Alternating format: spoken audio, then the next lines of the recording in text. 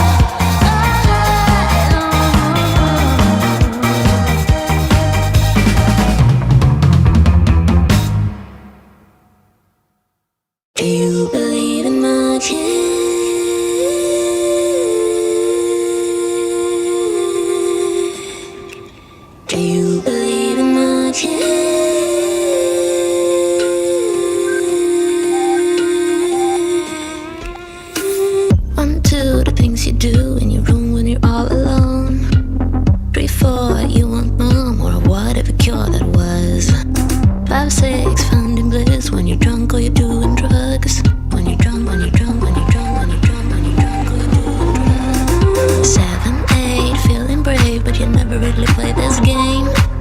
9, 10, feels like heaven, you're crying cause you wanna stay. Quick fix, finding bliss when you feel the heartbeat inside. When you're drunk, when you're drunk, when you're drunk, when you're drunk, when you're drunk. Do you believe in magic?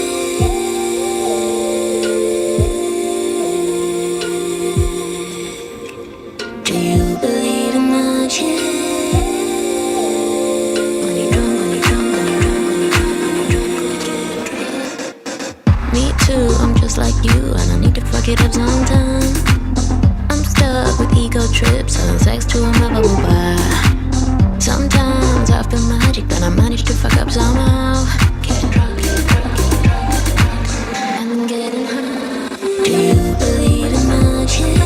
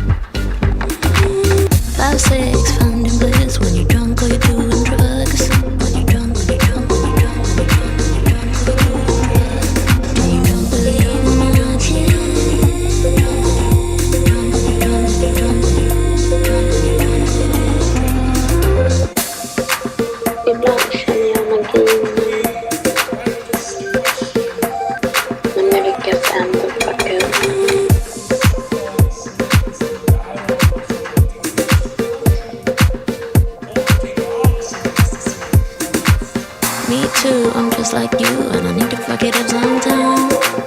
I'm stuck with ego trips, selling sex to a lovable bar. Sometimes I feel magic, then I manage to fuck up somehow. Getting drunk, getting drunk, getting drunk. Do you believe in magic?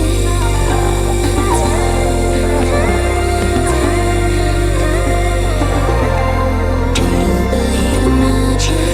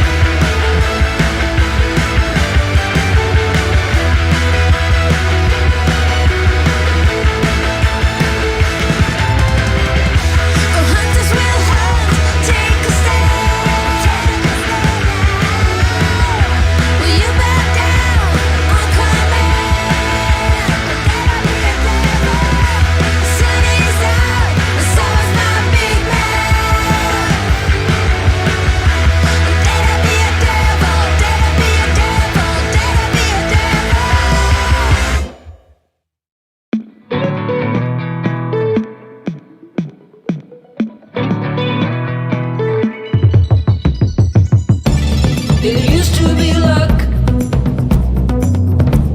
You used to be funny. We used to have time. Time without money. We used to feel bad. We used to look sad. We used to have luck. And time without money. We seem to have the time it took.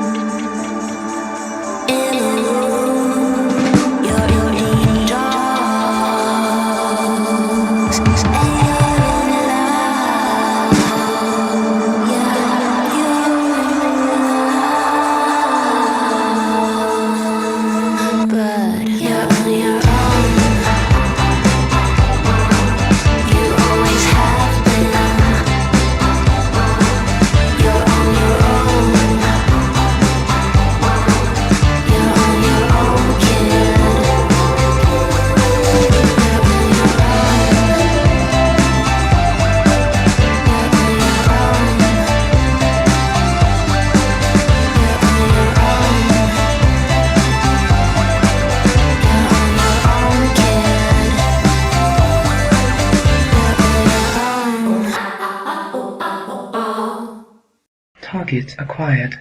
Eagle 1, first strike. You have permission to engage the target.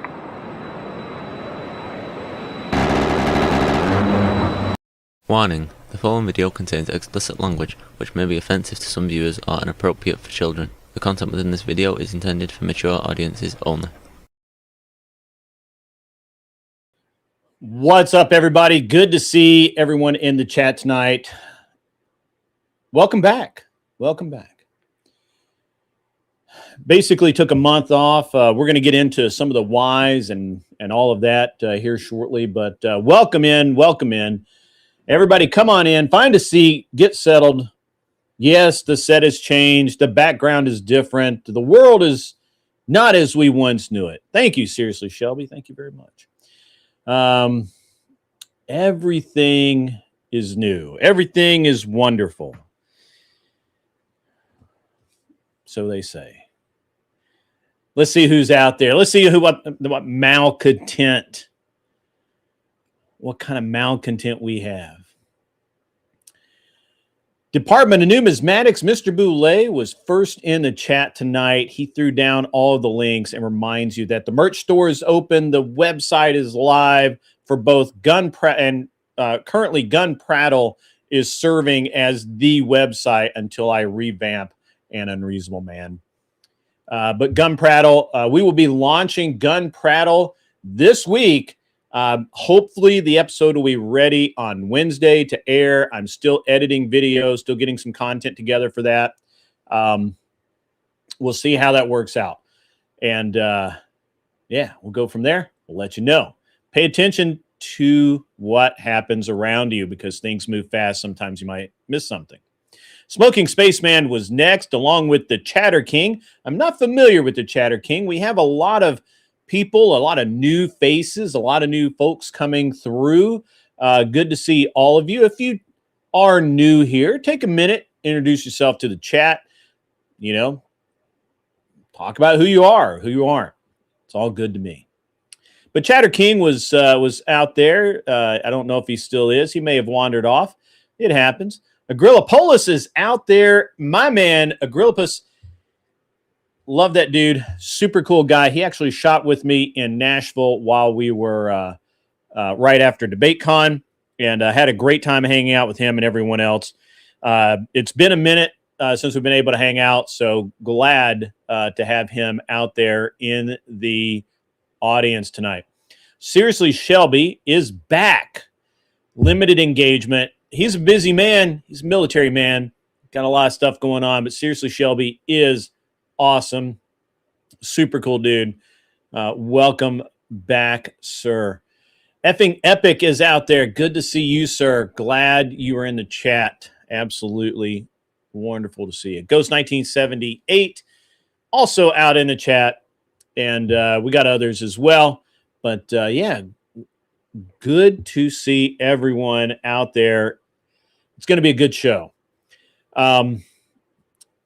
Seriously, Shelby, I did just revamp the studio because I'll be doing the lives from here for the at least the remote lives from this studio. And then I actually, for the lives, when we're doing the when I have guests in town and we chat live face to face, I have another studio for that we're setting up. Everything's been, if you're wondering why it seems like things are just taking me a long time to get done, I'm going to dive into that in a minute, but you are not wrong. It is actually taking a lot more time to get things done than what I had thought it would take. Now, part of that is it was the holiday season, and things just move slower during the holiday season. It's just the way it is. And I have not had as much time as I thought I would to get footage for the new channel. We've not had the guest, mainly because people, you know, to be honest with you, people are busy. It's holiday season. I think it was a little ambitious to launch in January, but I did it. I said I was going to do it, and we're going to make some stuff happen. Now, as I clean my glasses here, we'll talk a little bit about shooting tonight. Not a ton. Maybe if CloverTac comes in, we'll talk more about it. But we're going to talk a lot about Venezuela. We're going to talk a lot about about what reality is based around the laws and what your feelings are and why none of that shit fucking matters. It just is what it is, and why and why I don't get everybody's. I don't know why everybody has their panties in a bunch about it. We're going to talk about it tonight. Maybe, we're going to do about an hour. I might do about an hour monologue, and then I may or may not bring people up. The one thing I do have to talk about is the debate show. Now, as you remember, after I did DebateCon, and I had the big event here in Nashville, a lot of guys were there for that.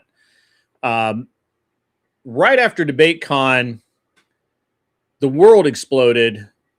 Sarah, right before DebateCon, actually, Sarah became persona non grata. We have the entire, or at least at the Crucible, certainly not here. She can come in anytime she wants. She's welcome to come here. But I don't think she will, but she's welcome to. And I put a lot of thought into this. We're going to get into this a little later in depth, but when all of this stuff went down, I had the event at DebateCon, which was freaking awesome. Once we got back, I kind of lost momentum with the debate show. Now, part of that was I was really busy with the idea of launching the gun show and the gun channel, and I've been very preoccupied with that. We also had Anson Knowles had a very serious life event happen that really, really changed things for him. And it's stand by one.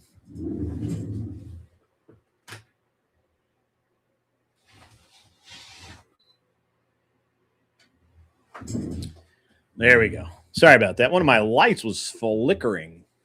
I didn't like that. It bugs me. Anson Knowles had a serious life event happen. He hasn't been available. Cleaner, his daughter, I believe one of his daughters, I'm not really sure. He's had family in town. He's been busy. Tyler moved across country from Georgia to Texas. And the reality is that I just didn't have the staff to do the debate show, and I kind of lost a little bit of momentum there. I am going to fire it back up. We're definitely going to do at least one or two of those. We may not do them every week. I might do them twice a month going forward. We'll see. And part of that's going to be, how much time does it take me to do the firearm show, the gun show, gun prattle. How much prattling does gun prattle require? Yes, and don't forget all of the other stuff I've been doing in my family. And that's an excellent lead in. Thank you very much, Ghost 1978. I know I've talked about this a little bit, but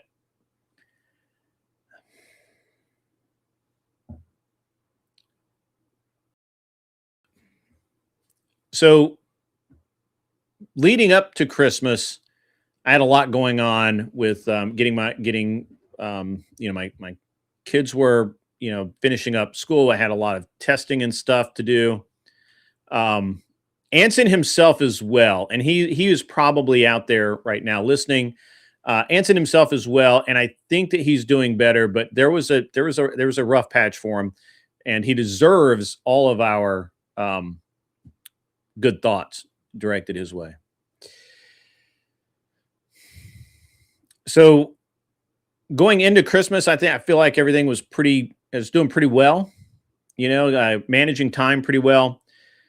And then Christmas week, my mom, we don't know when it actually happened, but the week of Christmas specifically, on Christmas Eve, my mom had been acting a little off and ended up having to take her to the emergency room on Christmas Eve.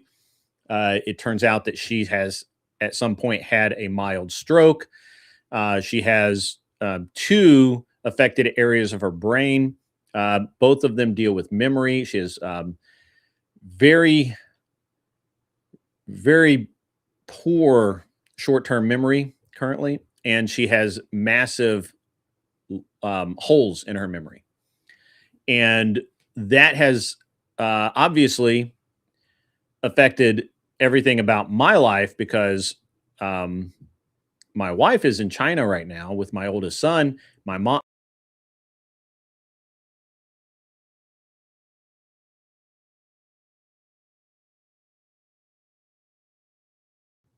I don't know what that was.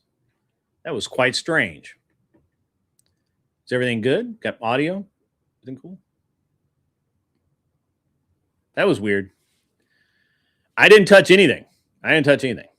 It's a software thing. I just did an update on the software. Sorry about that. All right. So that's my mom being in the hospital, and then now she's staying with me. I just haven't had time. I don't really have time to devote like I did to the show. So it's unfortunately that's the truth. Can't get around it. It is what it is.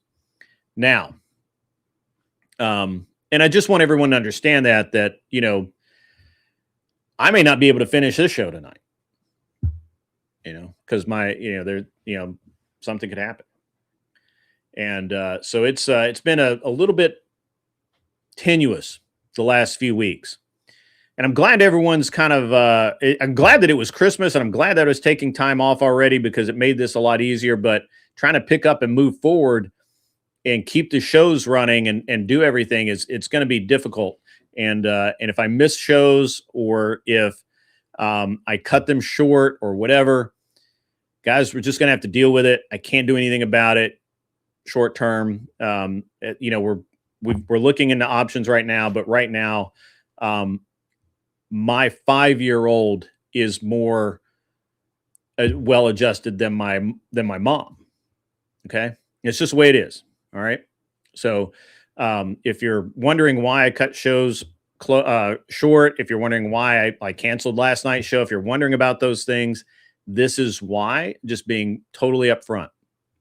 Now, and you know there's a lot of things going on that I haven't been able to cover. Unfortunately, I'm just going to move past a lot of it because I just don't have time. I don't have time to go back and say, these are my thoughts on this thing that happened 2 weeks ago. But let's talk about Venezuela, because I think Venezuela is very interesting. Venezuela has been, an issue for the last month or two, maybe. Actually, it's been since Trump got in office, he's had kind of an eye out on Maduro, right?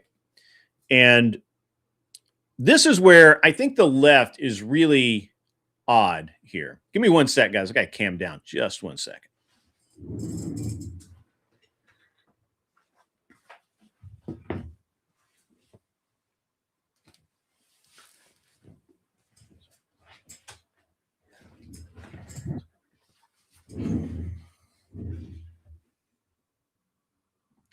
Sorry about that. I had to cam down. I had to take my sweatshirt off because it is hot as hell in here right now. All right. So Maduro had a $50 million bounty on his head issued by the United States. Shockingly, I don't believe that was issued by Trump. I believe it was issued back during the Biden administration or raised during the Biden administration. And I gotta, and I said this months ago when we were talking about it. If you're a human being with a $50 million bounty on your head, somebody somewhere is going to dime your ass out. You're going to get got. You just are. It's just the way it works. Now, You can argue about that back and forth. You're welcome to. We're welcome to talk about it. But there's so much more to Venezuela, right? We've had the boats. Is it murder if we shoot people or they bomb these boats? Is that murder? Well, I don't know. Maybe it is. Maybe it is not.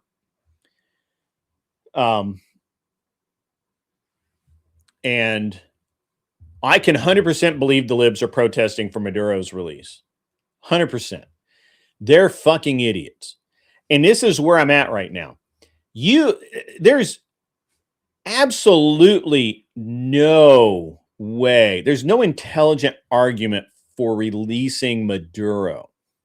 He literally killed people to maintain his presidency. That's no bullshit. He literally had his opponents killed. He threatened other opponents. He threatened newspapers.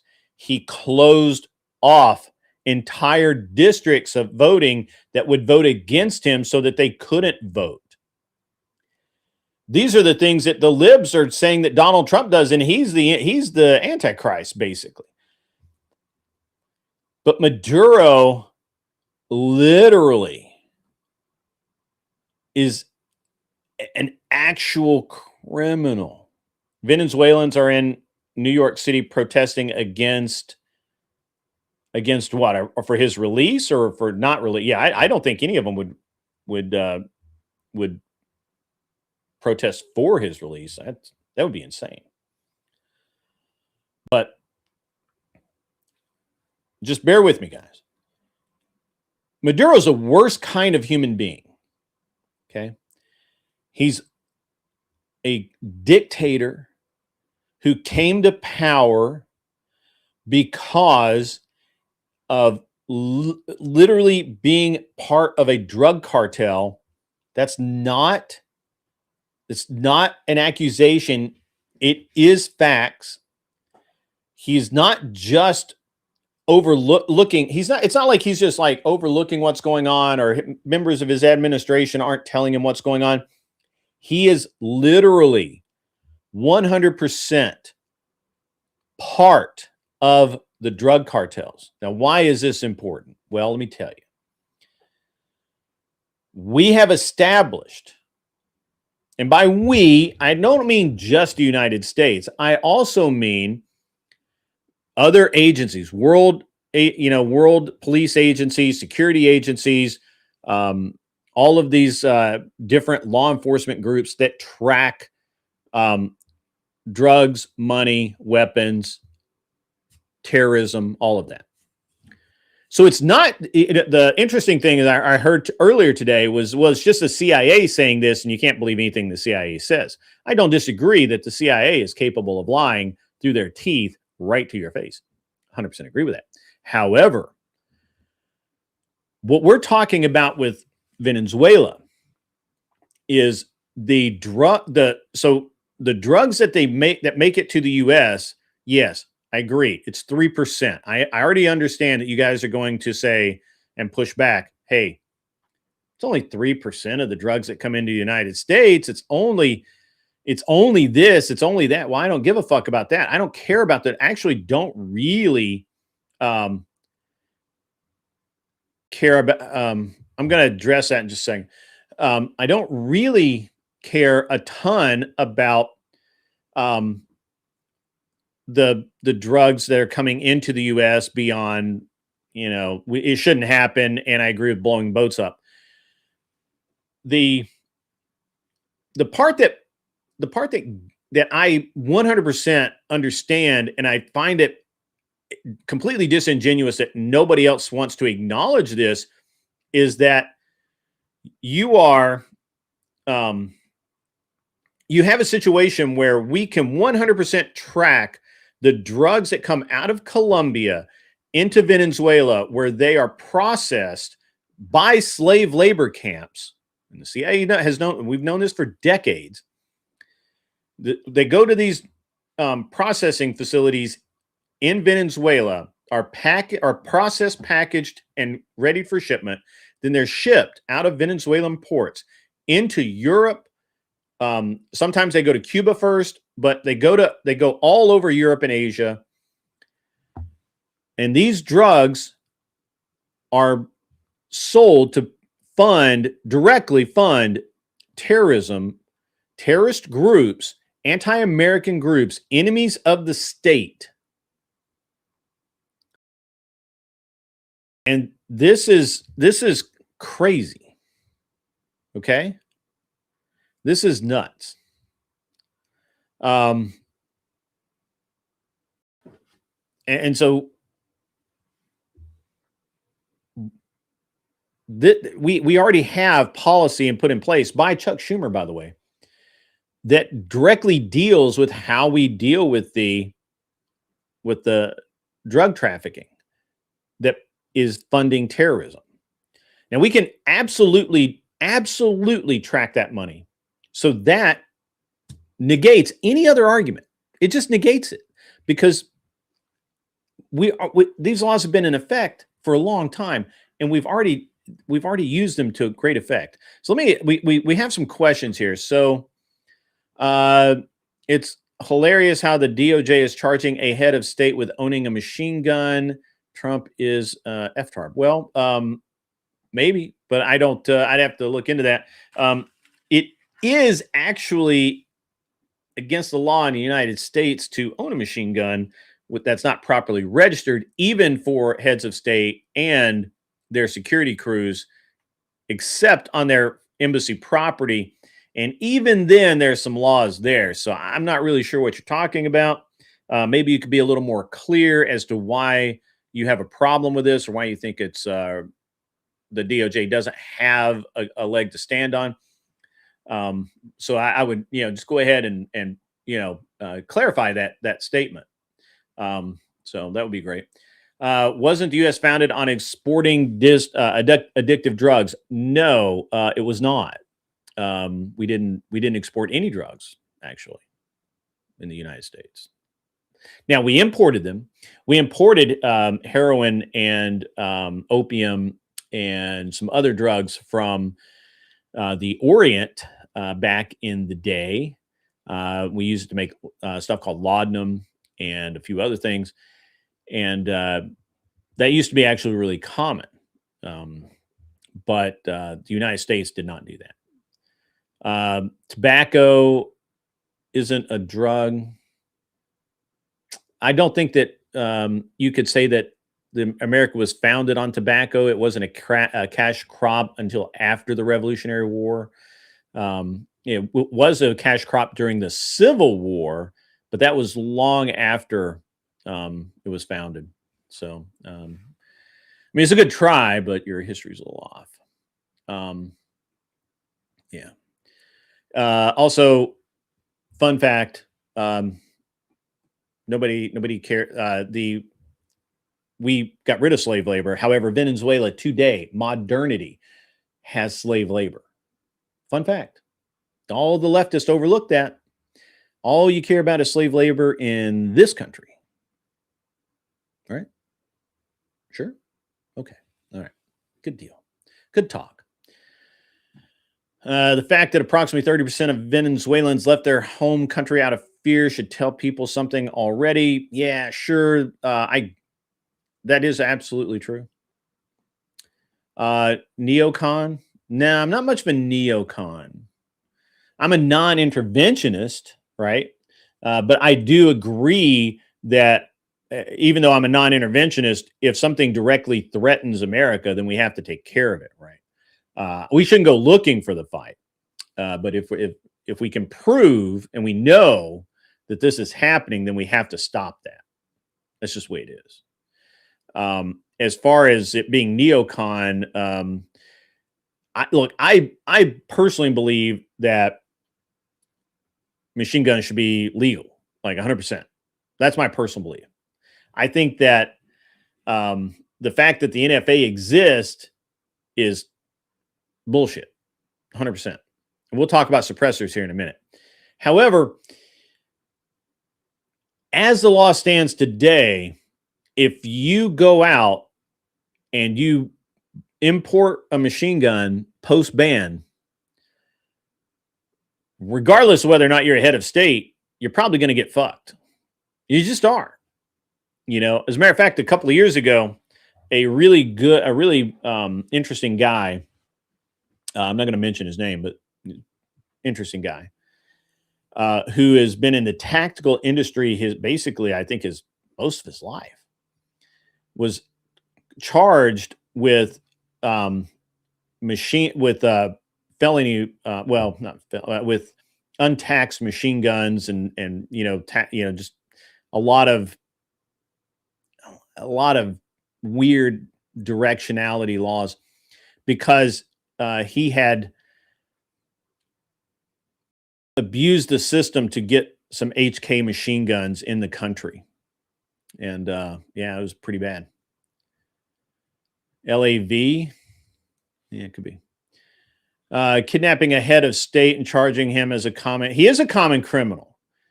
And look, he's lucky we didn't just shoot him. We shoot dictators for less than this. That's what we do. He suspended all elections. So generically, the minute you suspend elections, yes, correct. Department of Numismatics knew exactly what I was talking about.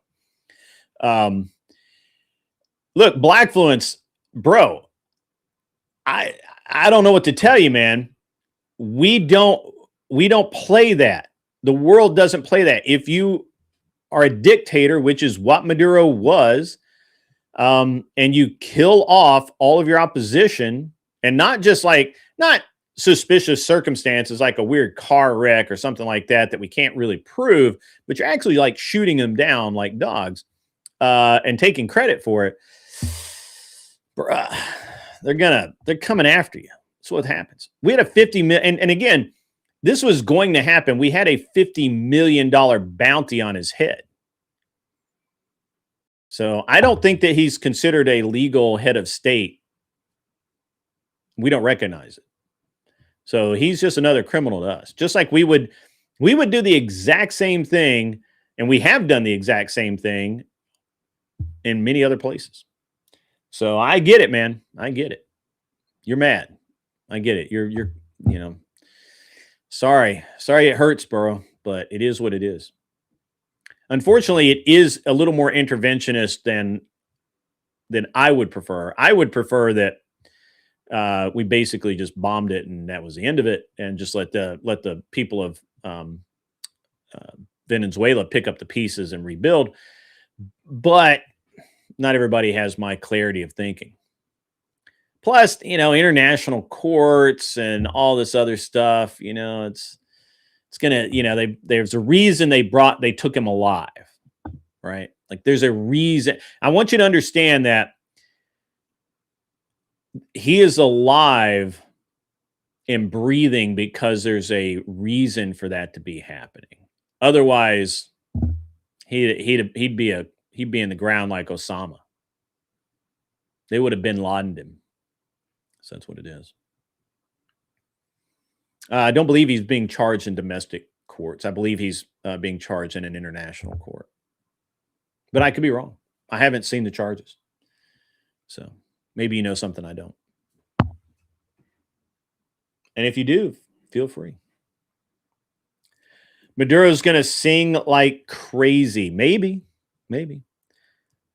You think Jeb Bush would? No, there's no fucking way. That's not smart. That's not a smart comment.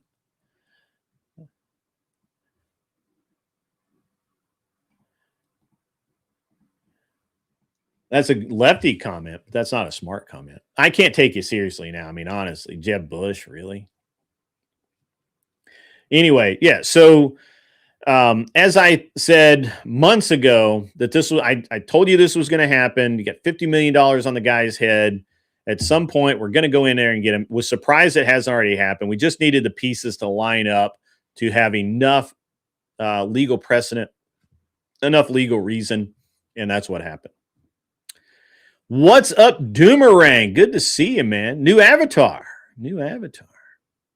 You knew a Jeb once. That was enough. Fair enough. Fair enough. I don't know that I've ever known a Jeb. And I'm from the South. I don't know a Jeb. That might be a Texas thing. Jeb. Jeb. I don't know. Maduro is going to, in fact, sing like crazy. Maduro's going to... Maduro probably has a get out of jail free packet of documentation on the terrorist organizations he worked with and who's who and where they are and GPS coordinates and sat phone numbers and things like that, so that these guys can be targeted, which would be the only reason I can think of that he is still breathing oxygen. So I don't know. Amish family branch leads to a Jeb interaction. Fair enough. Fair enough, Doomerang. Fair enough. Fair enough. I don't have an Amish branch. I don't even have an olive branch. I did. By the way, for everybody in my chat, I know that we've barely got any people here tonight. It's a very slow night. But at the end of the day, I did extend the olive branch, or no, pardon me. Are We Not Men extended an olive branch to me and said, hey, he wants to chat, wants to be buddies, or at least, not constantly, be at each other. So I've told him that we can talk at some point. He is, I don't think he's on my Discord anymore, and I think he's got me blocked or whatever. I don't know, but I think probably, we'll deal with it at some point. Hopefully, not too far down the road. But just to let you know, if you guys see him pop into the chat, it's fine. He's not, just it's all good. Like it always has been. He's always been able to come here. But I want to make sure, because the last time that go around with Jess and all that, that was, that was fucking weird. So, and now that's going to lead me into, that's true, Ghost 1978. George W. Bush had over 4,000 casualties to get Saddam Hussein. Trump had 0 to get Maduro. That's based as fuck. So at the end of the day, I think it's going to be fine. If I see a rat, see that rat bathed, I'm going to give him what for. That's funny, Devil's Raspberry. That's fucking funny. Some of you guys are new here. I'm not familiar with you guys. So, which is cool though. I mean, hey, welcome in. Good to see you. Everything's cool. It's all good. Well, he's had a lot of those. You're in Rob's chat more often. All right, that's cool. You know what? Ghost 1978. I'm not going to disagree with you, but speaking of beefs, I've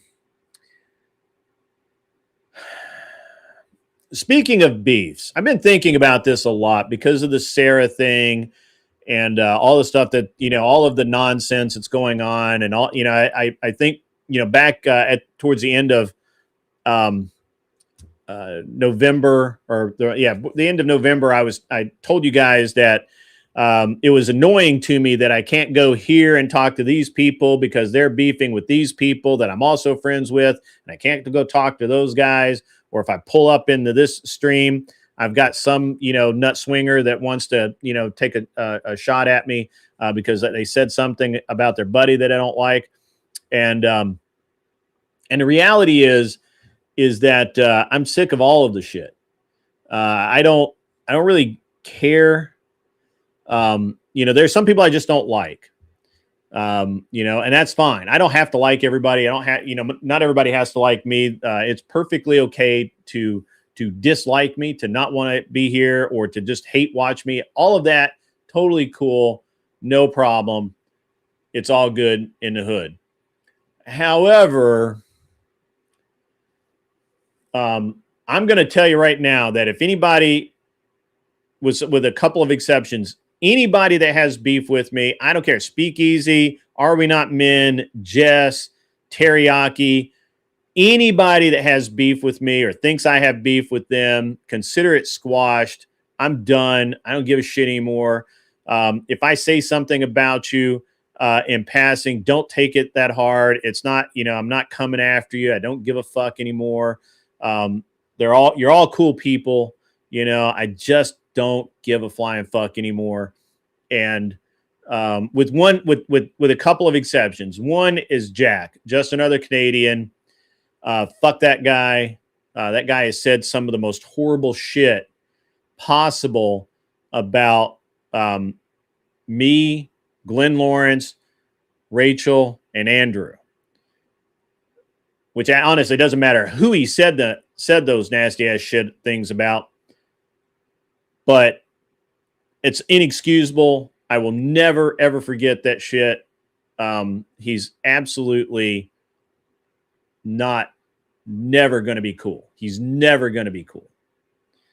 And the other one is Imperious. Okay. I have nothing against Imperious on a personal level. I don't trust the guy. I think he lives to cause shit, and I don't want to deal with him. He's welcome to come be in the chat, talk shit until the mods get sick of him and time him out. I'm not going to ban him, but we're not going to be friends. We're not going to squash anything. We're not going to be cool. He's gone too far. The shit that he says is foul beyond measure. And I have no grace in my heart for him. And that makes me a very bad Christian and a very bad human being. But I honestly, at this point, I don't care. Maybe I will. I'll dwell on it. But right now, those two people, we're never going to be cool. Never. But everybody else, we're cool. If I've said something about you that you didn't like, come at me, bro. Come talk to me. We'll settle it. It's fine. If you don't like what I say, that's fine. I don't care. Just it'll all be, either you get over it or you don't. I really don't care. Correct. Imperious doesn't respect TOS on panels. Can't trust him. Found yourself aligning with Andrew more recently because he's one of the few commentators I've seen who doesn't go on apology tours every time Trump does something naughty. Yeah, I'm not apologizing for Trump. I think Trump did the right thing. I don't have a problem with what Trump has done. He's the president. He has more information than any of us to make decisions. And so fuck it. I don't have a problem with what Trump's done with Venezuela. I was perfectly okay with him blowing up the boats. I'm perfectly okay with him stopping the freighter full of drugs on the high seas. And seizing it as it were. I really don't give a fuck about Russia being in Venezuela. Who gives a flying fuck about a bunch of observers? Nobody cares. Fuck it. All I care about is the winning. And we're winning right now. We're winning. And while I'm on this topic, I want you guys to understand something. I like you all. You're all cool people. But at some point, we're going to disagree. You're not going to like what I have to say. You're going to feel like arguing or belly aching or bitching. And I just want you to remember. Everyone does it. Now you can do it too. Shut the fuck up. Shut your mouth. Shut up. Shut the hole in your face. Like that. You can do it. Shh. Shut up. And shut the fuck up. Yes. Remember, everyone does it. You can do it too. Shut the fuck up. Okay? Simple, easy to remember. Okay? Okay? All right. Well, I feel better. Thanks. You just defended the empire instead of tearing it down. Which empire? Are we going Star Trek here, baby? That's what's up.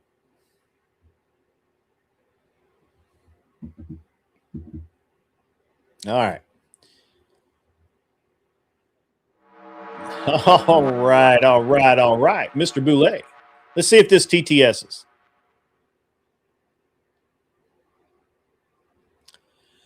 I still don't have the TTS fixed. I'm sorry. I'm working on it. I apologize. I will read this.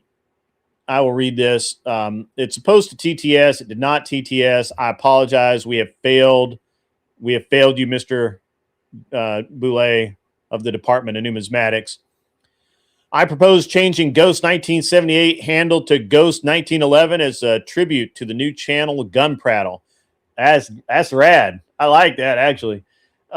Link to the new channel in the chat and wash with tactical soap today. Yes, there is no content over on the new channel, but there will be very shortly. Very, very shortly. Next year is going to be us making the payments on the Banana Republic, the F-Tard and Chief just bought. No, you're wrong. I tell you what will happen, though. What's going to happen is that this is, look, I could be way off here, but I don't think I am. I think what's going to happen is what you're going to see is you're going to see the companies that actually built all that shit down in Venezuela that has rotted and rusted and been completely fucked up down to like 1% of its capacity or out, throughput. I think you're going to see those people go back down there and get their shit together, turn Venezuela into a profit-producing entity that we then benefit from. And I would, I don't see a downside to that, to be honest with you. That would be cool.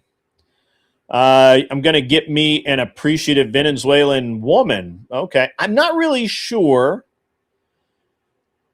Are Venezuela, so, look, I know that at one point in time, Brazilian women were considered the most beautiful women on the planet. Now, I'm not sure that that's true today, but are Venezuelan women the same, or how is that? I'm not really sure. I'm not really sure I'm not sure that I would say that I want to go to, I don't know. I think that's a bold, rash statement there. Devil's Raspberry. That's bold. That's very bold. You need to Google him first. Yeah. You just jumped right off the edge. Maybe half Vinny. Yeah. I don't know, man. You just jumped. That's what they call feeling the froggy. Quarter Vin. I don't know. Well, I had invited some people to come on and hang out with me and talk shit. Let me re-invite some people. Now, next week on Wednesday evening, I believe, maybe Thursday evening, but I'm pretty sure it's Wednesday evening. We'll have a panel. We're going to have a panel of awesomeness, and we're going to be debating. I'm not really sure what we're going to be debating. I'm like 9,000% sure it's going to be Venezuelan related, and it's going to be awesome. It's going to be awesome. The only American man they needed was Trump. That's awesome. That is awesome. That's awesome. That's actually pretty rad, Ghost. That's pretty cool. So I know everybody's like really, really, hey, Ava, what is up, Ava the G? I always read that, by the way, as Ava Hag. I skipped the T. I'm sorry, but it's just the way it looks. What's up, Ava? How are you? I heard that you quit the internet for a while. It was like rehab, or you Cleaning up. Yes, and by the way, I dropped a bunch of weight. I'm always this color though. I'm always tan. But thank you. I appreciate the looks. Hey, speaking of awesome looking people, so my wife was in Shanghai this past week. She's on her way, I think, to Beijing right now, and she hold on, I'm getting a message here.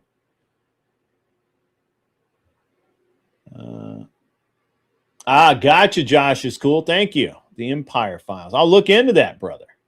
I will.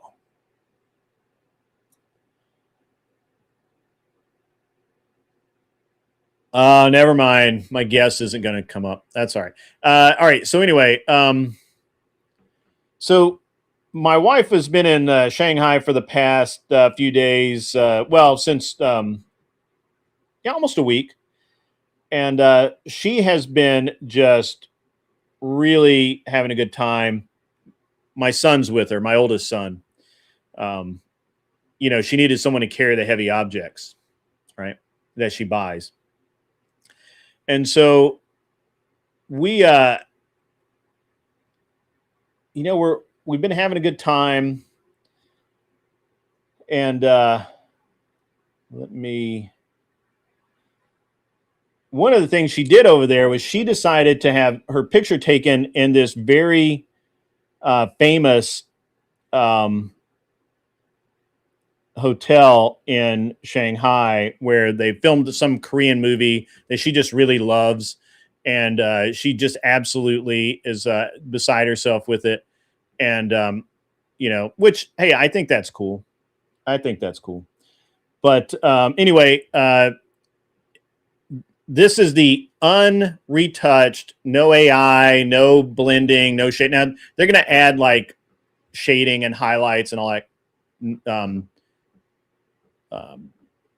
photo editing stuff. But this is the raw picture of my wife in this really famous hotel. Pretty cool, right?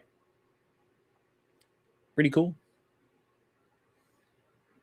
So, yeah, that's pretty cool.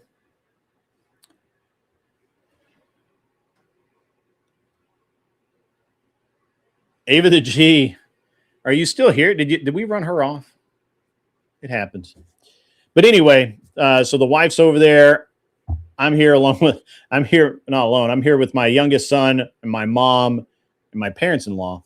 So very busy for me. Very busy. Very, very busy. Thank you, Invisible Hope. She is very beautiful. I love my wife. My wife is awesome.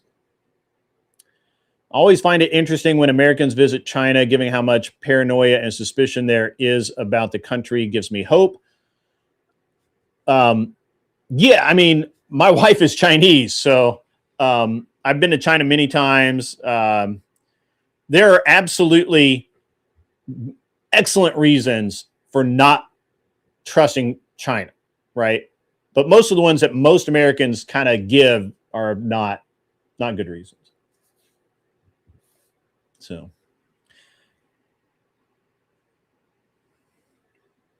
yeah, it's a great pick. It really is. She took like 200 pictures apparently in this photo shoot that she did. It's apparently like a trendy thing to do. Okay, yeah. The girl from Crouching Tiger, Hidden Dragon. Yeah. The young one, right? Yeah. It's pretty hot. So,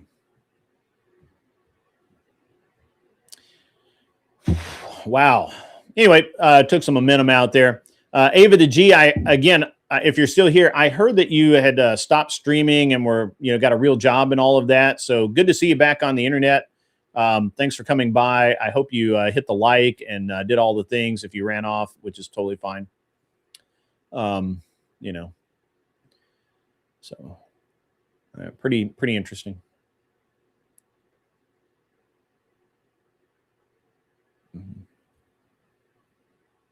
Yeah. All right. So next subject, let's talk about suppressors. If you do not know, as of January 1, yes, she is a real martial arts. Both of them are real martial. I mean, so that's just how that genre works in China. It's not like here where they just get a little bit of training. They actually used real martial artists in their in the movies, right? And it's just a different. I mean, it's just different culture. That's all. Anyway, so as of today, if you want a suppressor, looking at you, Mr. Boulay, and you have you've not gone out and purchased a suppressor because, well, that nasty $200 tax stamp on your purchase. Yikes. That's rough. It is. It's rough. You know, it's $200 just to own something that shouldn't even be regulated at all. But it is, or was. As of January 1, there's no more $200 tax on suppressors. And I'm not 100% sure. I believe the tax has also been removed from the short-barreled rifles. Now, I'm not 100% sure on that. I read something about it, but I just skimmed the article and just kind of ran through it. You don't have one because you're in California, and I don't have a threaded barrel. Yes, I understand. And California is going to be one of the reasons that they use in the pending lawsuit against the NFA even existing now that because they're not collecting a tax, the NFA is now a de facto registry, which is has been defeated several times in the Supreme Court. And my working theory is that the not getting suppressors completely deregulated doesn't really hurt my feelings, because what they have actually done is they've created a registry, and in 1939, I believe, could have been 38, 1939, we got another $10 super chat. Sorry, the TTS is not working. The American military industrial complex concurs with the plans on building the Trump class battleship and the lead ship named USS Defiant. We have secured the ship's name from Paramount. Memo to follow. There's always a memo. It's government. Government's always got a memo. Yes, short-barreled shotguns, no tax. So what they've actually done, what Congress has actually done, is create a de facto registry. Now, in 1939, the Supreme Court ruled that the only reason that they didn't strike down the NFA is that it was not a registry. It was simply a recording of who had paid the tax stamp for their suppressor, short-barrel rifle, short-barrel shotgun, and machine gun. So it was not, at the time, considered a gun registry, and that's the only reason it was not struck down as unconstitutional. That, and in theory, no other agency can access the ATF's records. So if you get pulled over with a suppressor in your car, the cops can't do anything about it. They can't, the local PD can't even ask. I mean, they can ask, but they're not entitled. There's no law. There's no requirement for you to show law enforcement proof of your tax stamp for the suppressor that you have. Now, obviously, they're going to make your life a living hell if you don't, but bear with me. You don't have to do it. You have to tell them to call the ATF. The ATF comes out and they look at it and they verify, or they call in the serial number to the ATF, and the ATF verifies it's legally owned, and you go on about your business. But you don't, so there's no requirement, because it's not, it's just a weird area that that it happens to be placed in. Because again, this is not a registry. This is in theory just a record that the tax has been paid. Well, now there's no tax to be paid,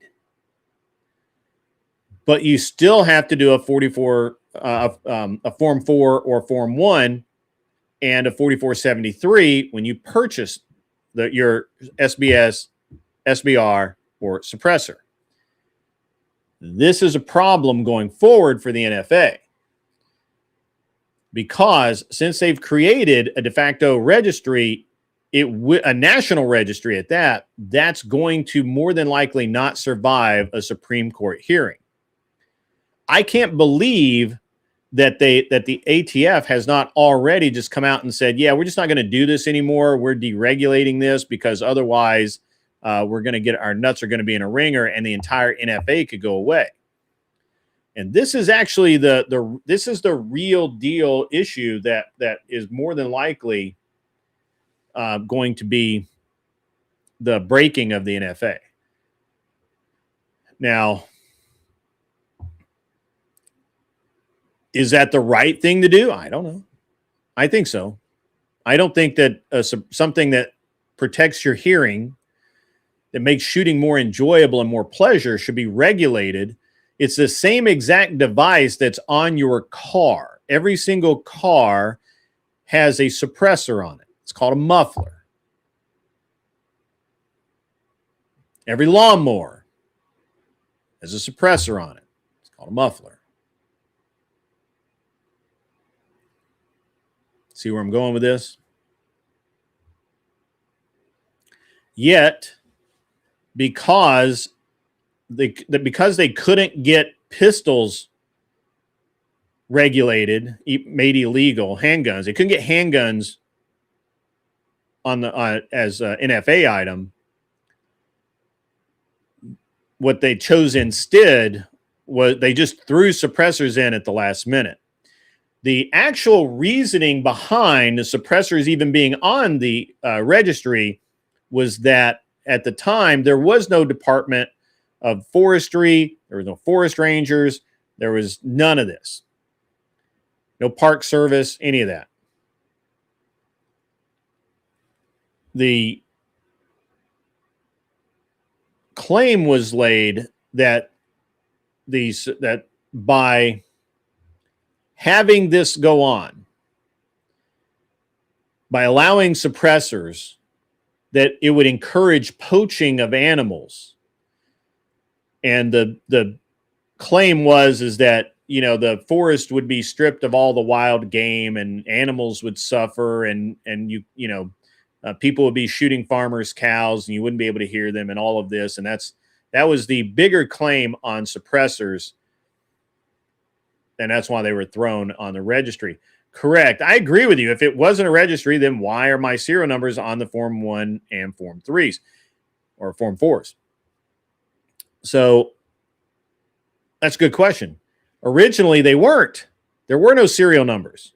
They didn't have serial numbers required. Right? Even today, you don't technically have to have a serial number, but if I build a Form 1 suppressor, it has to have an identifying label, or not label, what do they call it? It's an identifying stamp, which literally means like I have to put the Walker Trust on it, or the this made it Tennessee suppressor, or ATF sucks #1, whatever, that's how it works. So I think this I think it's a very interesting period in history right now, because we very well could get suppressors deregulated, and that would be awesome. Which they're already legal. The problem is people are like, well, the way it's presented a lot of times is, well, they want to make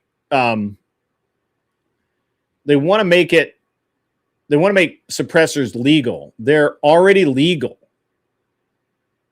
What we want the ability to walk into a store and buy a muffler so that we can be quiet and we're not hurting our hearing and we're able to shoot more comfortably. So yes, identifying mark like the old school proof marks, correct. And which most people do interpret to mean, and the ATF will tell you to mean that it needs to be a serial number or something like that. It may be a dumb question, but do suppressors dampen the noise significantly? Absolutely, they do. Now, it's not movie quiet. You understand? Now you can get a 22 pretty damn quiet.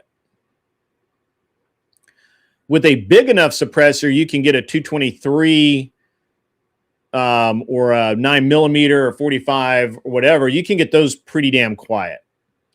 You can get a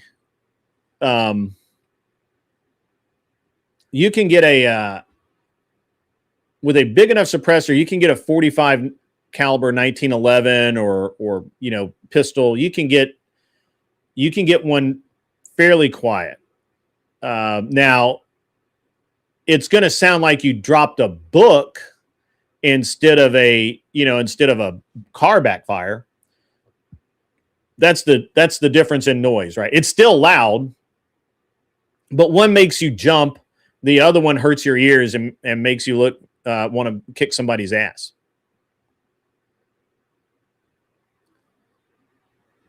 Yeah. If I have my 9mm PCC, if I run my suppressor wet and I run the big suppressor, the big 9mm can, I can get that pretty fucking quiet. Like if I have the door closed, you wouldn't think anything about it in another room, right? Like it's not stupid quiet, but it's pretty damn quiet. But we're talking about something 10 inches hanging off the end of your pistol, right?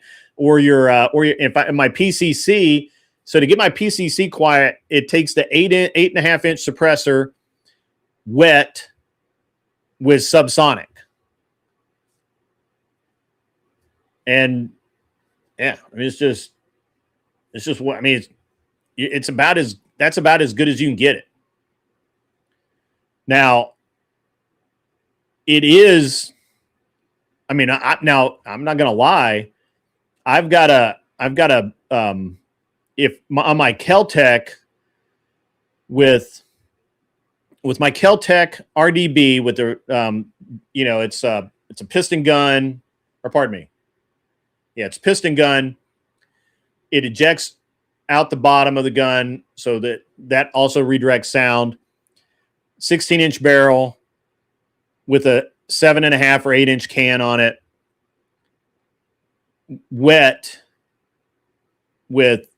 even with standard ammunition, you're just hearing the crack of the bullet. You don't hear the explosion as much. You're not hearing the report, right? But you do hear the crack of the bullet going through the air. You're going to hear that. And you'll hear the impact. right. That was... oh, fair enough. That was...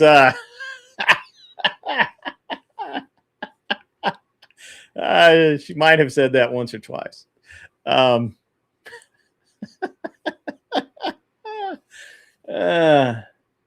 yeah, I mean, so like my 22 can that I use the most for 22 pistols and rifles is like 5 inches, 4.5, 5 inches long. It's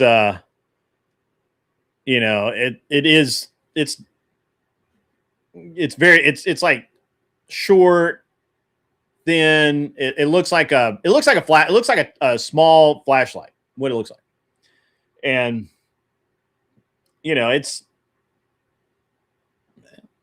is what it is. It's easy, but it's not like people think. It just isn't.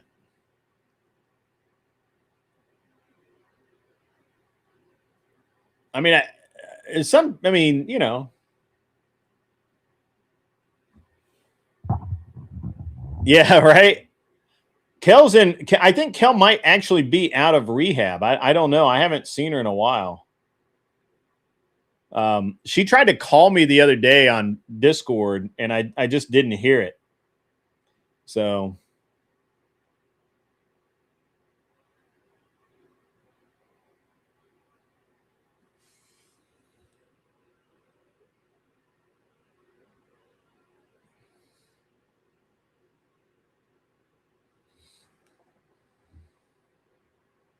But I mean, I hope that answers your question as far as the sound. Mullet Baby says all Maduro had to do was set up fake Somalian daycare centers, and he would not be in jail tonight. Right now in North Carolina, that's true. I mean, you know, shout out to all my Somalis, all my Somali brothers. Shout out. Can't you tell? Don't I look Somali? Only got one rifle, never even shot it. Got to get a handgun at some point. There you go. There you go. There you go.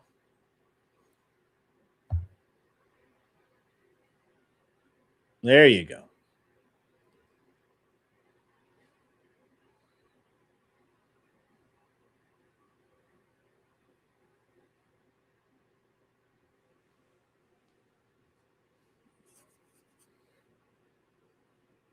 I have something messed up here.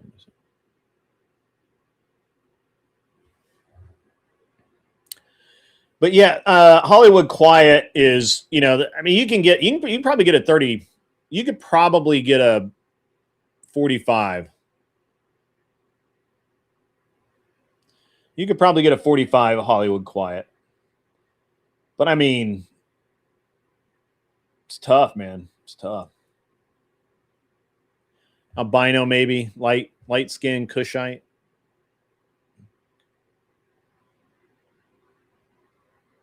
Fair enough. Fair enough.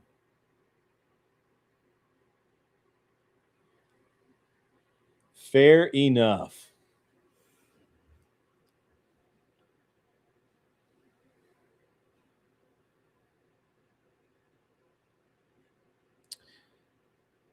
I can't believe Ava the G just like did a drive-by on us. And I reached out to my boy Tyler to come up and hang out and talk shit, but he got shut down by his wife. You know.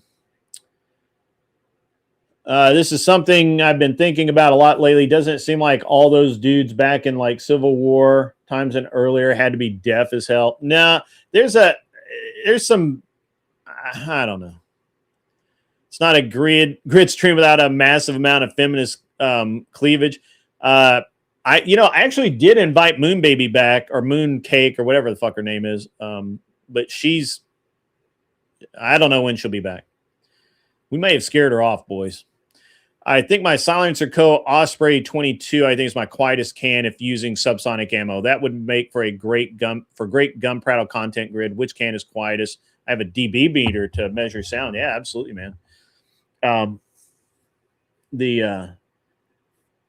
just don't think that it doesn't matter which one you think is quiet, because it changes from day to day. I have two concerns. One, is it what we call hearing safe indoors or outdoors, right? If you can shoot it without ear pro indoors, that's a fucking great can. Beyond that, I'm shooting stuff. I'm not really super worried about noise. She's a perfect date for Fabian Liberty. That's awesome. She really is. And never mind.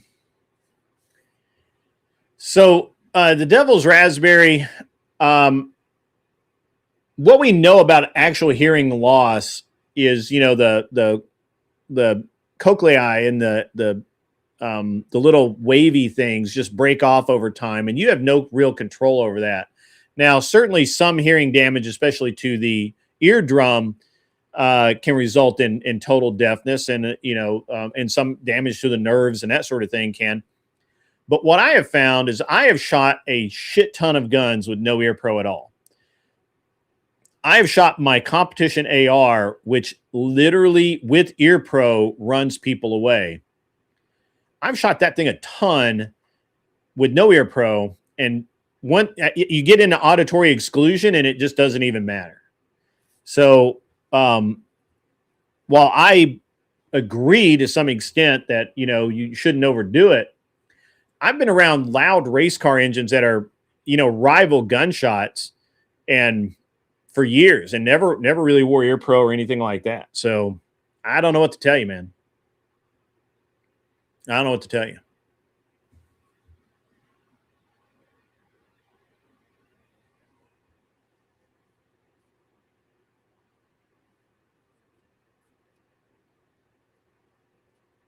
So the first gun prattle video is going to be about the gear that I actually use to shoot various matches, and why I think that most people not only overpay, but they overthink the gear that they get, and that they should really calm down and not not get too wrapped around the axle about it. Because what I find by and large is that we end up with a lot of people never actually going to a match because they don't, they always think that they're missing equipment, or it's a lot of money to get involved in it. And that's nothing could be further from the truth. Super easy to get involved. Absolutely easy. Mullet Baby 01, do you think Bruce Willis' hearing loss he had before he got dementia had a part to play, since he did his own stunts and blanks without ear protection for decades of movies? Maybe, but we have to look at his history, at his, did his parents have hearing issues? There's a lot of variables, I think. But he did do a lot of his own stunts. That's true. But I look at guys like the guy from Warrior Poet, John. What is his last name? I had it on the tip of my tongue. The guy from Warrior Poet Society makes a solid point when he talks about how he's been in combat with no ear pro at all, and he's had no hearing loss. John Lovell, thank you. Correct. And so, I think that, some people are more sensitive to it than others. It's just like, I had amazing eyesight until I hit 45. And then in the last 10 years, my eyesight has stabilized down to where I need readers.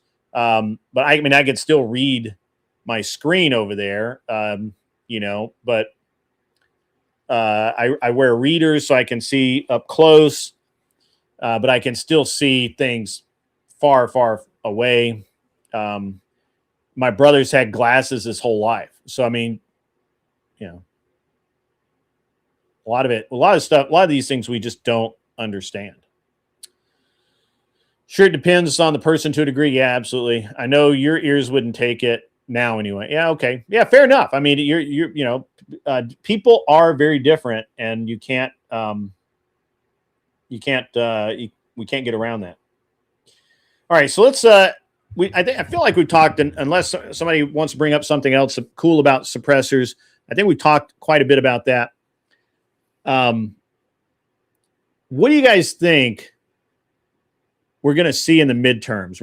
It's midterm season, baby. It's time to start. We got to start grinding. We got to start talking about, who we want, where they need to be, who we got to get rid of. We need to primary out some fuckers, all that kind of thing. What do you think about this beef, by the way, speaking of midterms, between Sean Ryan and Dan Crenshaw over how Dan Crenshaw made all of his monies? Like, he's got a lot of monies. He's, people are asking questions.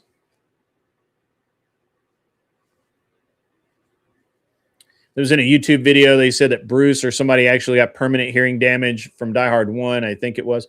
I mean, it is possible. Look, I know people that have had been involved in explosions or near explosions that the overpressure wave has damaged the nerves and the cochlea and the three bones, the hammer, stirrup, and anvil that are in your ear. That gets damaged, and sometimes it just never heals properly. Right. And so it is entirely possible. But from gunfire, I mean, I don't know. I think the science is bent on that one. Is it good practice? Yes, absolutely. I'm all for wearing ear pro. So. Yeah, right. And I think that you're more likely to have hearing damage from somebody throwing a megaphone on your ear, especially if they're yelling at you, because of the overpressure wave from the sound waves are actually have pressure, and and a high pitched whistle is probably more damaging than an explosion or a gunshot. Mr. Boulay says midterms better get cracking on the economy. Bottom line is middle America votes with their wallets. They do vote with their wallets, but they also vote based on their congressman's wallet. And when they think that they're being bilked, when they think that people are taking advantage of them, especially politicians, that can go ugly, especially in the conservative sphere. No, he's been lame in recent years. Sure. I lost partial hearing in my left ear from driving a truck with a window down. Shit happens. Yeah, that's true. That's true. A lot of the hearing damage actually has to do with the pressure and pressure waves. So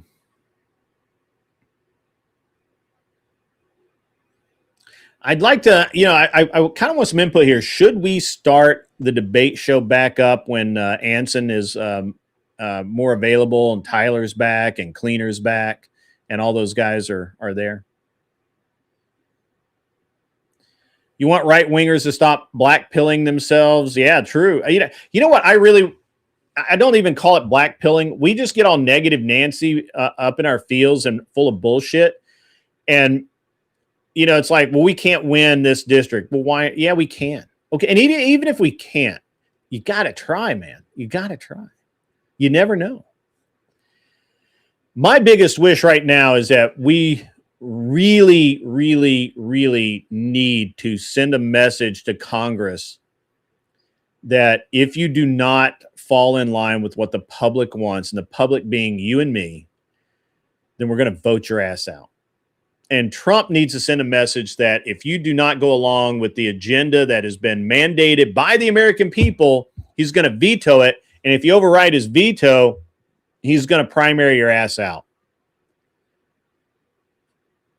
Yes, that's correct. The Department of Numismatic has pledged silver coins of, I forget which ones, to sponsor a debate night. That would be epic. That'll be awesome. We'll do that going forward for sure. The negativity does irk me. I find it very hard to be negative, and when people are negative in my sphere, it doesn't bug me so much as it's just like I'm just like, yeah, I don't believe I don't believe any of the things you're telling me because my experiences are different. The things that I know are different. So fewer debate shows a month, but bigger promotion of the show might have better results. I agree with that. I actually would be happy to do 1 or 2 shows a month on the debate show and just let it roll like that. So I would agree with that. What's up, Sparky? How are you, sir? It goes well. It goes well. So goes very well, actually. Sparky, if you'd like to come up, hit me up on Discord. I'm just kind of bullshitting tonight. Kind of a chill night again. Yes, I mean, we have I have really good quality debates, but I just I really haven't put the effort into it because, to be honest with you, it takes a lot of work, and it's not the type of work that I enjoy. I probably need to team up with somebody that's like, very office minded or has great harassment skills where they just literally call people 24 times a day. You want individuals to understand that they have power over their own lives as well. Perfection is 110% of government perfection in 110% of government isn't required 110% of the time to improve and build and make a difference. Right. Yeah. The idea is like anything else, we should be failing. We should fail towards success, right? We fail towards what we want. We fail towards success. One of the reasons why I've never really, and we were having a discussion the other day, and I have this weird attitude, right? Where I don't get depressed. I don't get angry. I don't really care about setbacks or anything. The reason for that is because even in failure, I see where I could succeed, and I just tweak things to fit that, right? So, like today, for example, I was shooting at the match at the Glock store.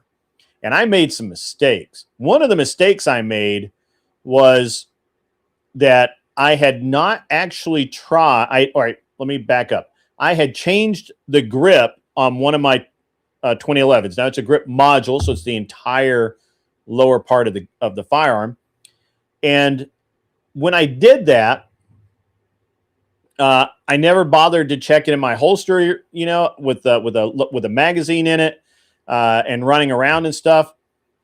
And so the first stage of the day, I draw my pistol and bring it up, and the magazine falls out because in the holster, the magazine release had been pressed, and it had, the mag was loose, and that cost me time. And I was like, well, I thought I just didn't seat it well. Next stage, kind of the same thing. I'm like, what the fuck? And that's what it was that I had not clearanced the holster for the new mag catch or mag release. And I had a problem, but I didn't get mad about it. I worked around it. I understood what the problem was. So I didn't have the problem all day. I just had it a couple of times. So you fail towards success, right? And you don't get mad because there's a setback. You don't get mad because of those things. I'm sounding a little down. I don't think so. I sound pretty good. No, I haven't had a setback. I'm actually, old Joe, actually, things are pretty good, other than that my mom is having some problems and I'm dealing with that. But as far as the show goes, as far as the future, things are going pretty good right now. Probably need to get, I probably need to focus on upping my average viewer count, but we'll get back to that. What's up, Natalia? How are you? Good to see you in the chat. Glad you stopped by. So yeah. But basically what I'm talking about, old Joe, is in our political sphere, we seem to have, especially on the conservative side, we seem to get very frustrated, down, somewhat depressed, all of that kind of thing when we have obstacles in front of us, right? And there's a lot of people out there who see little setbacks, or they'll see a news story, or somebody will make a solid point, right? Like somebody like the guy who was here earlier, I forget what his name was, Black Florence or whatever his name was, Black Fluence. Yeah. the guy was here earlier. He's kind of talking some shit about, that Trump's an idiot and he's wrong for getting Maduro and all of this stuff. And I'm like, no, Maduro is a bad guy. And he broke laws. And Trump engineered it. So whether you like it or not, the fact is Trump engineered it so that he got Maduro. Okay? He got it. We won. Now you can be mad about it, or you could, they can they can land a solid point like, well, we just, the DOJ just charged the leader of a country with owning a machine gun or some bullshit. Well, okay, maybe that's true. I don't know. I haven't seen that, but maybe that's true. Okay. So what? And this is something that a lot of conservatives just don't. It probably is, Anson, actually. That's funny because I didn't recognize him. That's funny. I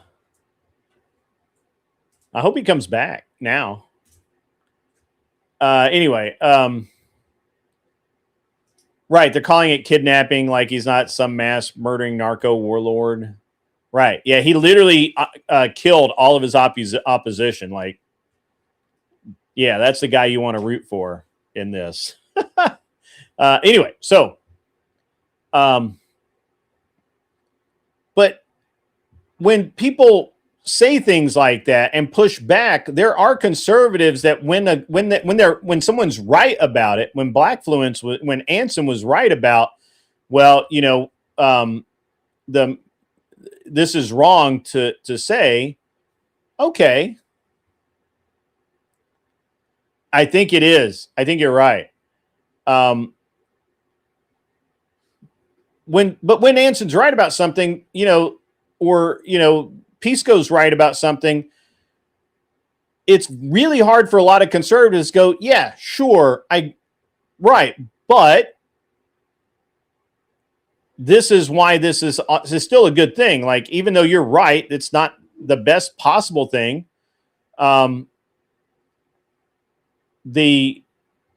It's not probably the way that we would have liked to have had it done, but you have to admit that Trump engineered this whole thing.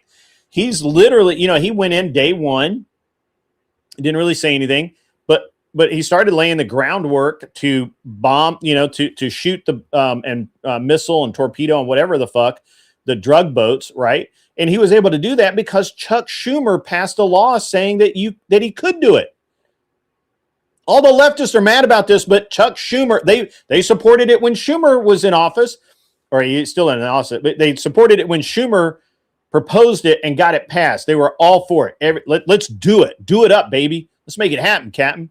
Yeah, everybody's great when your team is the one doing it, but when the other team gets in and uses the same exact law and you don't like it, now you want to whine about it. Okay, sure. Okay, now when we're sitting here looking at how the right reacts when the opposition has a good point and we did do something wrong, we made a mistake. The hardest thing for a lot of conservatives to do is just go, yeah, we were wrong to do that. We should not have done that. But it is the right thing to do.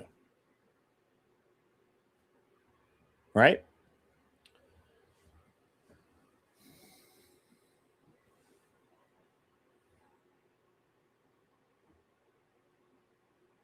And I mean, look, we really can't, there's really no justification for being on Maduro's side here. He literally killed his opposition. Like all the things that they're accusing Trump of doing, Maduro's actually done. And I'm not talking that he, that Maduro, like, poisoned these people or something. He straight up had them shot, right? So, forgive me if I find it hard to give a shit about Maduro.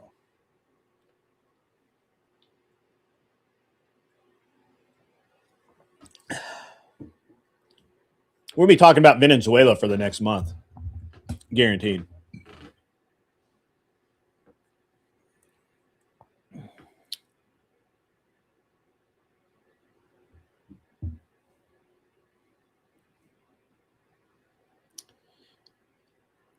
Dead air. It's bad. Should not have dead air. Hate it. JH Chunk. I'm not familiar with you. Good to see you out there. I'll be Googling the women or ogling the women. Well, fair enough, Devil's. The Devil's Raspberry.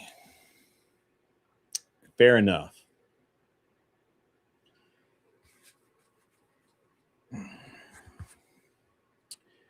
The Sean Ryan and Dan Crenshaw thing is very intriguing to me because Sean Ryan, I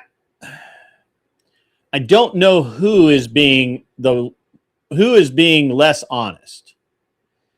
Both of them are basically saying the same thing, just from a different point of view, and that is that, you know, Crenshaw is saying that he was willing to sign whatever, but needed some clarification, and that Ryan's, attorneys and staff kind of dropped the ball. Ryan's saying the same thing about Crenshaw, that Crenshaw made a bunch of demands. They sent him over the revised everything, and Crenshaw dropped the ball. I don't know who to believe here. I think it's very interesting that so far the only one that's actually dropped receipts has been Crenshaw. I didn't go through them, but you know, could be. You know, like I said, I don't know.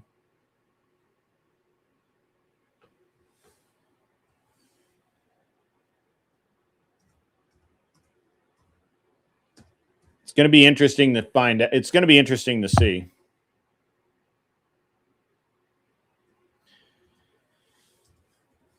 Sorry, guys. I had to type for a second. All right.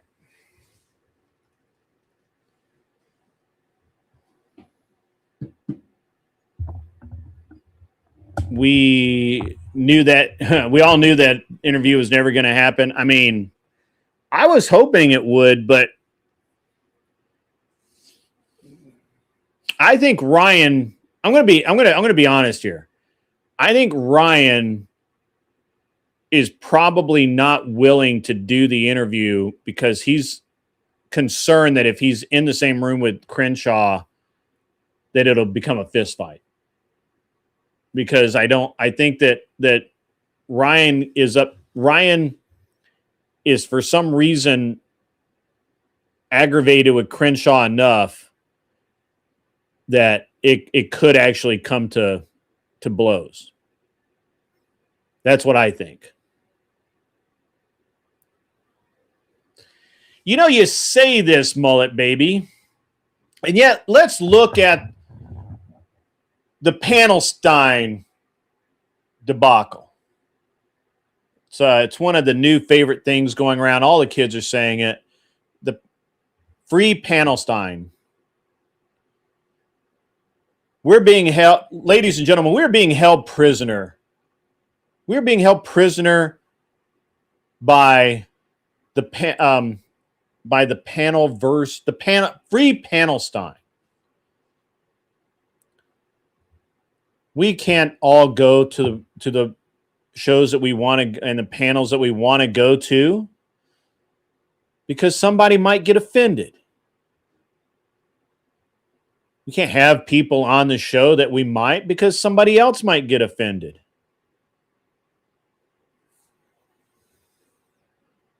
We were once a unified, malcontent, but unified bunch of idiots thrashing around, not making sense. But we were producing content. We were having fun. We were having fun. We were young. We were free. Didn't know how good we had it. And then it all changed. Now we're all prisoners of Panelstein. We're all victims here of Panelstein.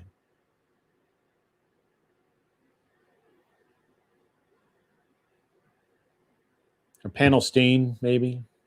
Yeah, Panelstein. Panelstein. Whatever. Doesn't matter. Tomato. We know where this is going.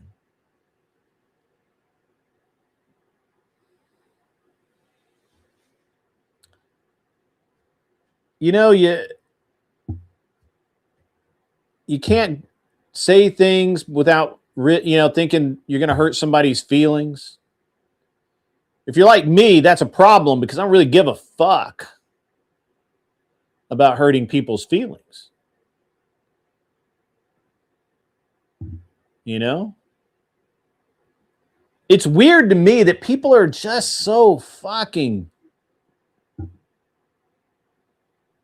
fragile. You know? They're all in their feels. Shaking their fist in rage.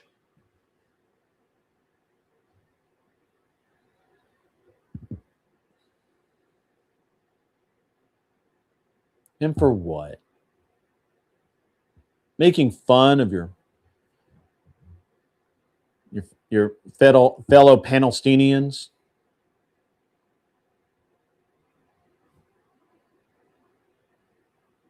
So sad.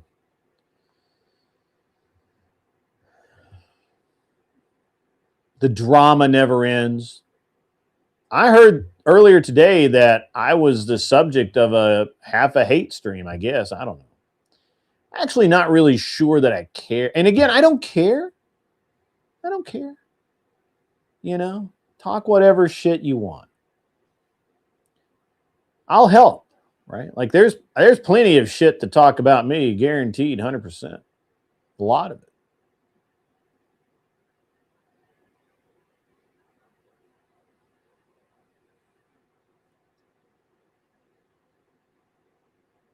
Free Palestine. Palestine. Free the Palestinian. Doing it again. Free the Palestinians. All of us. You, me. We're all Palestinians. We deserve better.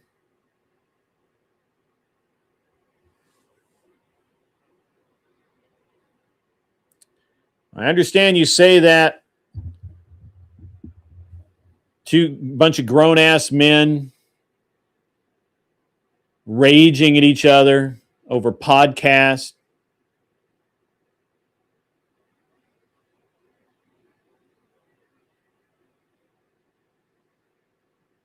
I know you say, sad to see, can't believe it, but it's what's happening. Again, as I said earlier, look, it's a new year.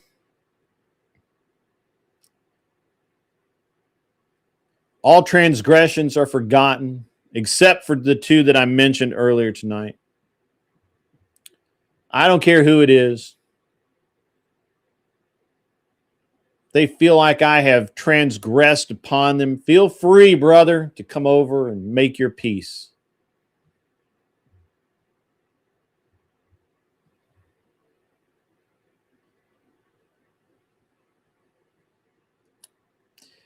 Tribalism, like professional sports, team fans talk shit about other teams and their fans. You know, absolutely, I agree with you, Smoking Spaceman. However, the problem is that it's not stopping at just a little shit talking. It's a bunch of weirdness out there for no damn reason.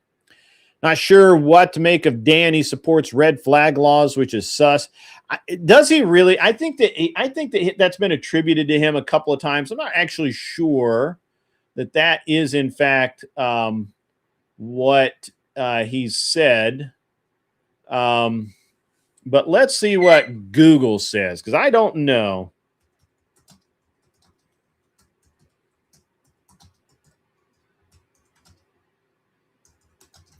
My big beef with Crenshaw is he's not really a Trump supporter. He pays lip service to Trump when it's convenient, but he tends to basically talk shit like a lot of people do when it is convenient to do so. So I'm really not sure. According to AI, we know how this can go. Dan Crenshaw has denied supporting red flag laws, referencing his HR 283 bill. That was, I guess, one of the problems he had with he supported the bill in general, but not that part of it. It says, no, Dan Crenshaw does not support red flag gun laws. He has explicitly stated that he opposes them, clarifying in a 2021 post that while he once tried to discuss potential state-level implementations with due process protections, he would never support a single RFL in existence. In 2022, he reiterated it and said, I am really not for red flag laws, dismissing online claims to the contrary. When surveyed on gun control measures in 2022, he answered no to supporting red flag laws. Confusion around his position stems from a 2019 comment following mass shootings where he suggested considering the laws allowing firearm confiscation from high-risk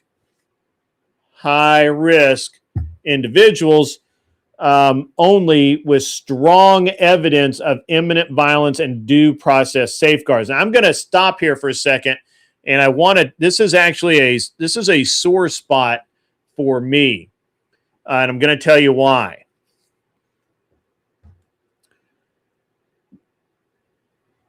Parkland, Florida,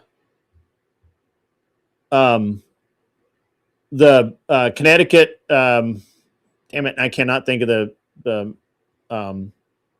Connecticut shooting, and all of the shooting here in Nashville. Every single one of those was precipitated by visible signs, and the Parkland and Aurora and a bunch of these school shootings, a bunch of this nonsense. The feds have known about these characters. The Parkland, Florida guy was on the feds' radar for a long time. Sandy Hook, thank you very much. Sandy Hook, that guy was on the feds' radar. Colorado, that guy's on the feds' radar. And the feds never did anything because they really couldn't. And I think what Crenshaw is saying is that if the FBI has actionable intelligence, they ought be able to at least investigate it, bring these people in, talk to them. The problem is that the FBI has a case of the ass. Okay, they don't want to do that. They don't want to bring in someone that might be innocent, or if they are guilty and they do suspect them of imminent violence, the FBI doesn't want to spook them and cause them to go to ground and disappear or whatever. All good arguments. However, I tend to agree with the premise that if the FBI has actionable intelligence that another Sandy Hook's going to happen, another Parkland, Florida is going to happen. The Parkland, Florida guy was like, he had been on the Fed radar for over a year. Right? And I'm not saying I'm actually not necessarily saying, go seize his guns, go take stuff, whatever. I don't know. I don't know what the answer is, but I do believe that there's something that can be done. And this is where I would agree with Crenshaw that that with proper safeguards and with with actionable intelligence, we could act. But there's a very, very serious line to cross there. The left's version of red flag laws, I think we all disagree with. Matter of fact, I actually disagree with red flag laws, period, except where we have violence, right? We have violence noted. But I'm going to tell you guys something here, and it's going to seem like I'm talking out of both sides of my mouth. But look, we all have there's probably not a town in America where a woman has gone in or a husband's gone in to complain about their spouse and talk about, hey, this is happening, or, hey, he threatened me with a gun or she threatened me with a knife or whatever. And the cops said, well, we can't actually do anything. Right. And then a week later or a month later, one of them ends up, deceased because the cops didn't do anything. And I don't know what to do about that. Right. Like, I remember when they passed the waiting period, the cooling off period, and that did jack shit. Right. Because chances are the guy already had a gun, right? Or the woman already had a gun. If they were buying a gun in rage to commit a crime with, even if not, that didn't solve that really never solved the problem, because there are other things besides firearms to off somebody with. So there's that. I just think it's it's just not something that I feel like that we could actually do. While I understand the motivation, I understand what the feelings are, I understand all of it. I get the logic, but at the same time, I can't fathom taking away somebody's freedom or their firearms and ability to defend themselves or whatever because somebody said maybe they're going to be violent or something. Now I'm going to be honest with you. If somebody beats their wife up and puts them in the hospital, maybe there's something to that, but I don't know. Again, I don't know where the law line is. I can't get there from here, brother. I don't know what to tell you. Yeah, I'm not saying that's the whole debate, open and shut, but no doubt it gets complicated for LEOs with integrity. Yeah. I think I don't know. I just think that I don't believe in red flag laws. I don't think that they would work. And I 100% believe that they would be abused. And so I'm not for them. However, I understand why the impetus is the immediate thought is, why can't we just, we know this guy's dangerous. Why can't we just, take his guns away for a few weeks or whatever? The problem is that never works. And yeah, okay, you take away his firearms for a few weeks. He goes and borrows a buddy's, or he just waits. So.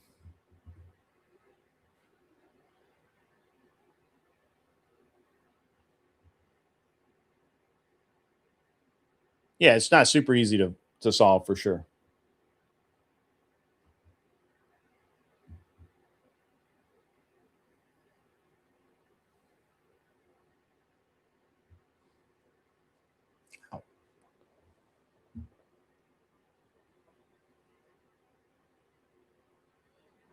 I'm probably going to have to call it here in a few minutes and go in and check and make sure my mom's okay. Because again, my mom has no short-term memory. And so basically it's not unlike taking care of my 5-year-old at this point. Many of the issues are not super easy to solve with the black and white approach. I 100% agree. Yeah. 100% agree.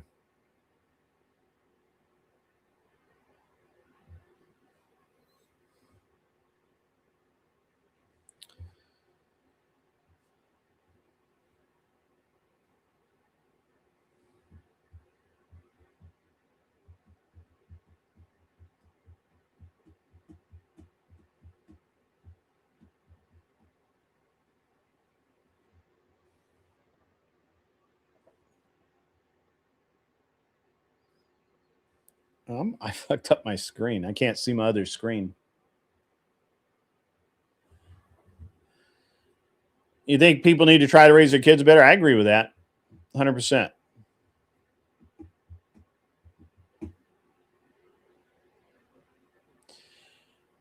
Yeah.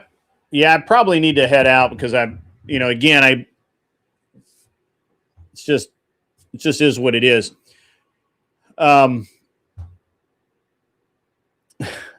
It has been a good chill stream. I will be back on Monday during the afternoon with the day shift. Monday we'll go into this. We'll dig into what the specifics of Venezuela and this whole deal is as we know it.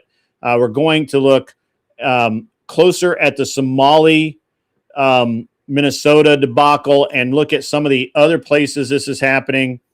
And we're going to talk about a lot of different things on Monday. It's going to be, it'll be the day shift, so it'll be a more serious show, and we're going to have a great time. I suggest everybody go. I'm not going to raid anybody over, but I suggest everybody go over to Emmett's or OG's, hang out with those guys, and have a cool night. Normally, I would go about another hour, but I need to go check, make sure my mom is okay. And I can't do that from out here in the studio because it's in a completely different building. And so, got to go do stuff. Got to go be an adult for a while. Been a cool night. To anybody watching this later, again, if you have some beef with me, if you feel like that I have some beef with you, come air it out. We'll squash it. And I just don't care anymore. These internet dick measuring contests never go well. So just be cool. Everybody else, to all the people who have hung out with me tonight, really appreciate it. You guys are the best. You guys are cool. I will be back on Monday. No show tomorrow at all. I may pop onto somebody else's stream if I have a few minutes, but probably not because I don't normally internet on Sundays. But again, taking care of the mom. So as always, guys, be cool. Wear glasses if you need them because they're important. And go find somebody's lawn to stand on. We'll catch you later. See you.